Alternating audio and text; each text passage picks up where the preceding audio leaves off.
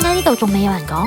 岳陽原來咁靚咁多嘢睇㗎，呢次就等我帶你哋高鐵過去岳陽2日1夜啦。呢間就係岳陽大酒店，近岳陽市中心，房間好靚好大啊！再嚟到巴陵雍湖莊園、洞庭園小鎮食洞庭山野菜，好有特色啊！去埋雍園茶社炭火烤茶，好有特色，好靚啊！嚟到岳陽樓景區，國家5A 級旅遊景點，有天下第一樓之稱，仲可以買到靚靚嘅手信添。呢度係餘杭之洞庭南路歷史文化街區，洞庭特色街景，好多打卡影相位，仲有特色小店，我仲買到啲特產翻去添。岳陽炮台山夜景美食街，去咗呢間龐家燒烤客棧，其中有聞名嘅烤牛油、烤牛筋、臭豆腐、岳陽小龍蝦、洞庭湖大閘蟹、華蓉團子，全部都好好味啊！行咗成日，去咗呢間上水足浴芳療，做過70分鐘按摩，按完成個人鬆晒，仲有水果食添。月山漁村好似仙境咁靚啊，可以着漢服坐船餵魚，包廂房間仲可以睇到景添，啲菜式都好好味，夜晚仲可以睇到煙花㗎。岳陽聖安古寺係國家4A 級旅遊景區，喺湖南岳陽一座佛教寺院。嚟到中華大熊貓園，啲熊貓好得意啊，